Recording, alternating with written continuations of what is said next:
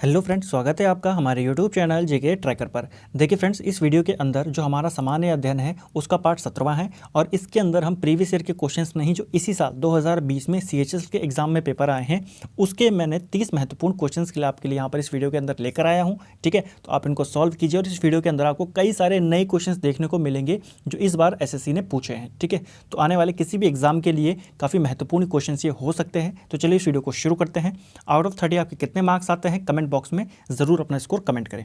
पहला क्वेश्चन है आज का, आतिश ए चिनार निम्नलिखित में से किस राजनेता की आत्मकथा है? तो देखिए, जो ये एक आत्मकथा है आतिश ए चिनार, ये आत्मकथा है शेख मोहम्मद अब्दुल्ला की। ठीक है, शेख मोहम्मद अब्दुल्ला कौन थे? ये जम्मू कश्मीर के पहले निर्वाचित प्रधानमंत्री थे। ये आपको ध्यान में रखना है। जम्मू कश्मीर में पहले प्रधानमंत्री होता था, दो प्रधानमंत्री होते थे भारत में। ठीक है, एक भारत के होते थे जो नेहरू थे और दूसरे कौन थे? शेख मोहम्मद अब्दुल्ला। इन्हीं के पुत्र हुए फिर बाद में फारूक अब्दुल्ला, वो भी जम्मू कश्मीर के मुख्यमंत्री बने। और फिर फारूक अब्दुल्ला के जो बेटे थे उमर अब्दुल्ला, वो भी जम्मू कश्मीर के मुख्यमंत्री बने। ठीक है, ये आपको ध्यान में रखना है। दूसरा प्रश्न है, भारत में हर साल संविधान दिवस किस दिन मनाया जाता है? बहुत ही इजी क्वेश्चन है। देखिए, इसको मैं काफ़ी मुश्किल क्वेश्चन नहीं बोलूँगा, काफ़ी इजी क्वेश्चन है क्योंकि बहुत बार रिपीट हो चुका है अभी ये। संविधान दिवस मनाया जाता है 26 नवंबर को। ठीक है, पहली बार कब मनाया गया था वो आप मुझे कमेंट करके जरूर बताएं। ठीक है, अगला है, ये नया क्वेश्चन है, प्रसिद्ध बौद्ध त्यौहार सागा दावा किस राज्य में मनाया जाता है? तो सागा दावा जो है ये एक बौद्ध त्यौहार है और ये मनाया जाता है सिक्किम में। ठीक है, ये प्रश्न पूछा गया था और काफ़ी नया क्वेश्चन मेरे को ये लगा। ठीक है, आपको ध्यान रखना है, कहाँ मनाया जाता है? सिक्किम में। चौथा प्रश्न है, निम्नलिखित में से किसने भारत छोड़ो आंदोलन के दौरान मुंबई के ग्वालियर टैंक मैदान में भारतीय राष्ट्रीय कांग्रेस का ध्वज फहराया था? तो किसने ये झंडा फहराया था? ये फैलाया था अरुणा आशिफ अली ने। ठीक है, ये भी बहुत महत्वपूर्ण प्रश्न है। अगला है, भारतीय नौसेना की पहली महिला पायलट कौन थी? तो भारतीय नौसेना की पहली महिला पायलट कौन बनी थी? देखिए, बनी कब थी? ये 2 दिसंबर 2019 को ये बनी थी। ठीक है, और कौन बनी थी? शिवांगी सिंह बने थे। ठीक है, छठा प्रश्न है, गुप्त काल का प्रसिद्ध दशावतार मंदिर जिसे उत्तर भारत के प्राचीनतम पंचायतन मंदिरों में से एक माना जाता है, कहाँ स्थित है? तो देखिए, ये प्रश्न काफ़ी महत्वपूर्ण है। गुप्त काल का कौन सा मंदिर है? दशावतार मंदिर है। दशावतार क्यों बोला जाता है इसको? क्योंकि इस मंदिर के अंदर भगवान विष्णु के 10 अवतारों के दर्शन किए जाते हैं। ठीक है, और उत्तर भारत का इसको पंचायतन मंदिर भी बोला जाता है। कहाँ स्थित है? यह है उत्तर प्रदेश में। देखिए, यहाँ पर मैंने राज्यों के नाम लिखे हैं, लेकिन जो एग्जाम में क्वेश्चन था वहाँ पर राज्यों के नाम ना देकर उनकी प्रॉपर लोकेशन दे रखी थी। तो उत्तर प्रदेश के अंदर ये आता है देवगढ़ के अंदर। ठीक है, देवगढ़ में जाके वहाँ ये मिलता है। ठीक है, आपको ये ध्यान में रखना है। अगला है, किस देश के वास्तुकार ने नई दिल्ली के लोटस टेम्पल को डिज़ाइन किया था? देखिए, जो कमल मंदिर है, लोटस टेम्पल जिसको बोलता है, कहाँ है? नई दिल्ली में है। और इसका जो डिज़ाइन करता थे, इसके जो आर्किटेक्ट थे वो कौन थे? वो थे फरीवर्स साहब। ठीक है, फरीवर्स साहबा इसके डिज़ाइनर थे और ये किस देश के थे? ये थे ईरान के। ये आपको ध्यान में रखना है। तो ये एग्जैक्ट प्रश्न है, वही ऑप्शन है, वहाँ पर पूछा गया था किस देश के वास्तुकार ने नई दिल्ली के लोटस टेम्पल को डिज़ाइन किया? ईरान के। कौन थे डिज़ाइनकार? था फरीवर्स साहबा। ठीक है, अगला है, भारतीय संविधान के किस अनुच्छेद में राज्य में विधानसभा के गठन का प्रावधान है? तो राज्यों में विधानसभा किसके अनुच्छेद के तहत गठित की जाती है? वो है अनुच्छेद 168। ठीक है, ये आपको ध्यान में रखना है। अगला है, सरकारिया आयोग ने अपनी रिपोर्ट कब प्रस्तुत की थी? तो देखिए, सरकारिया आयोग के बारे में पहले थोड़ा सा जान लेते हैं। सरकारिया आयोग जो था, इसका पूरा नाम क्या था? रणजीत सिंह सरकारिया इसके अध्यक्ष थे, इसीलिए इसको सरकारिया आयोग बोला गया। ठीक है, जून 1983 में इस समिति का गठन किया गया था, इस आयोग का गठन किया गया था। क्यों?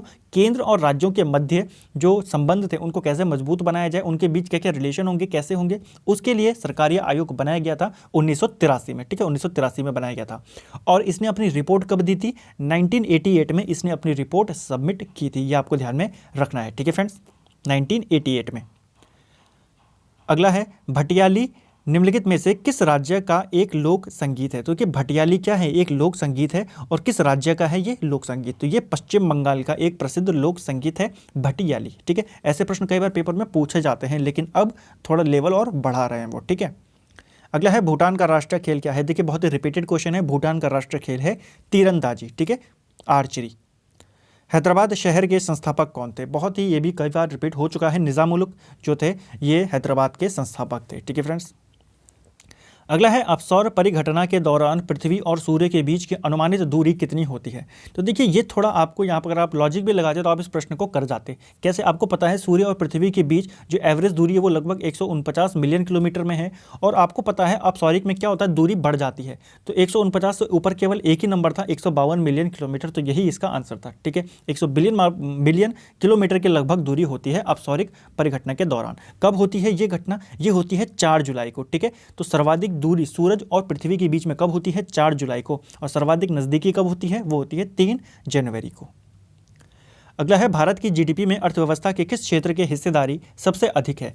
तो अर्थव्यवस्था का कौन सा क्षेत्र है जिसकी हिस्सेदारी सबसे अधिक है जीडीपी के अंदर, वो है हमारा सेवा क्षेत्र। ठीक है, सेवा क्षेत्र को तृतीय क्षेत्र भी बोला जाता है, ये भी आपको ध्यान में रखना है। तृतीय क्षेत्र कौन है, वो है सेवा क्षेत्र। ठीक है, इसके अंदर होटल, रेस्टोरेंट, ऐसी चीज़ें आ जाती है जो सर्विस से जुड़ी हैं। अगला है इनमें से कौन सा देश मानव अंतरिक्ष मिशन गगनयान के लिए चुने गए अंतरिक्ष यात्रियों के स्वास्थ्य की निगरानी के लिए भारतीय उड़ान सर्जनों की प्रशिक्षित करेगा। ठीक है, सर्जनों को प्रशिक्षित करेगा, यहाँ पर ये पूछ रहा है। ठीक है, वो यात्री जो है उनको नहीं करेगा, जो उनके सर्जन होंगे, जो डॉक्टर उनके साथ, उनको करेगा। कौन करेगा उनको, फ्रांस करेगा। ठीक है फ्रेंड्स, ये आपको ध्यान में रखना है। 16वां प्रश्न है भारत के मुख्य न्यायाधीश की नियुक्ति कौन करता है। तो भारत के मुख्य न्यायाधीश की नियुक्ति सीधा सीधा आपको केवल इतना सा पढ़ना था, भारत के राष्ट्रपति करते हैं। ये क्वेश्चन देखिए थोड़ा घुमा के दिया था कि सर्वोच्च न्यायालय के जो वरिष्ठ न्यायाधीश होते हैं उनके परामर्श से राष्ट्रपति करते हैं, नहीं, भारत के राष्ट्रपति करते हैं। ठीक है, अगला है आदिवासी त्यौहार भगता परब जो बसंत और गर्मियों की अवधि के बीच मनाया जाता है किस राज्य में शुरू हुआ था। तो देखिए भगता परब जो है ये कहाँ से शुरू हुआ था, ये हुआ था झारखंड से। और किन का त्यौहार है, ये आदिवासियों का त्यौहार है। ठीक है, भगता परब।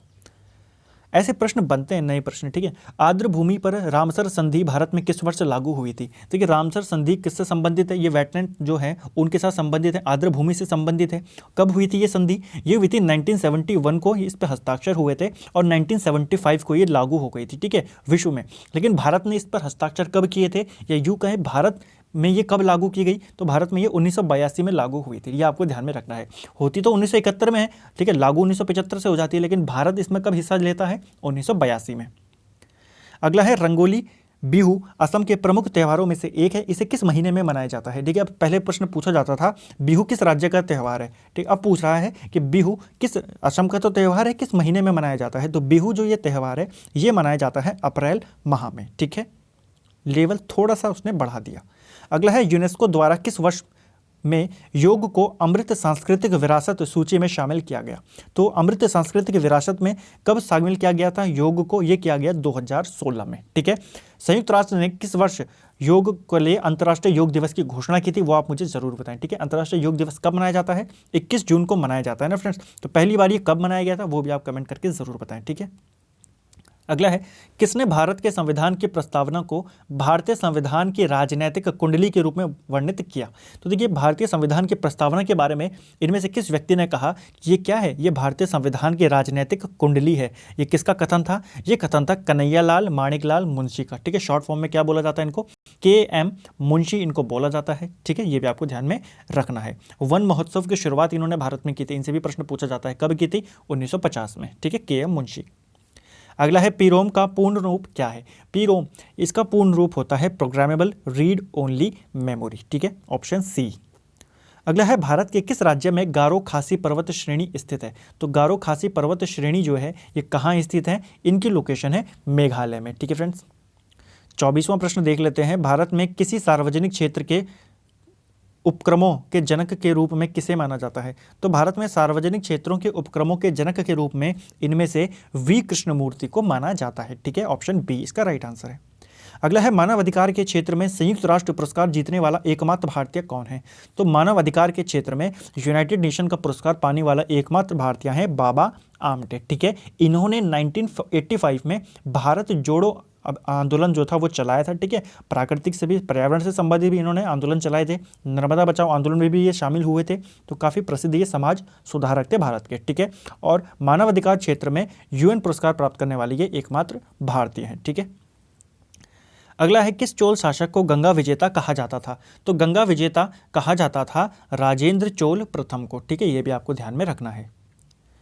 अगला है, भारत में पहली बार संविधान सभा के चुनाव कब हुए थे? देखिए, संविधान सभा के पहली बार चुनाव हुए थे 1946 में, जब कैबिनेट मिशन भारत आता है, ठीक है, और उसी वर्ष चुनाव होते हैं संविधान सभा के, ठीक है।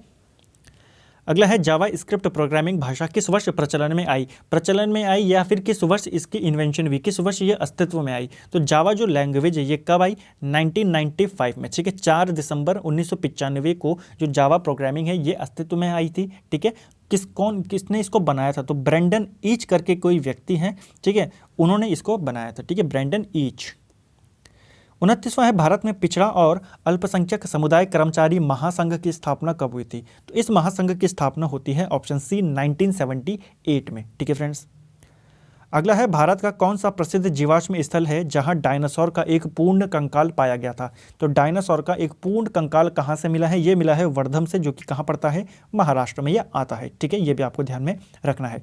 तो फ्रेंड्स, ये था हमारा सामान्य अध्ययन एमसीक्यूज की सीरीज का पार्ट 17। इसके अंदर हमने बहुत ही नए नए क्वेश्चंस को देखा, 30 क्वेश्चंस थे टोटल, ठीक है, नए नए क्वेश्चंस काफ़ी थे। उम्मीद है आपको वीडियो पसंद आया होगा, ठीक है। आपका जितना स्कोर होता है कमेंट करके ज़रूर बताएं, ठीक है फ्रेंड्स। और वीडियो पसंद आए वीडियो को लाइक ज़रूर करें, चैनल को शेयर ज़रूर करें, ठीक है। 2000 के नज़दीक हैं तो जल्दी से आप 2000 भी करा दें तो काफ़ी अच्छा रहेगा फ्रेंड्स, ठीक है। तो वीडियो का अगर आपको पसंद आता है तो लाइक ज़रूर करें। Thank you friends.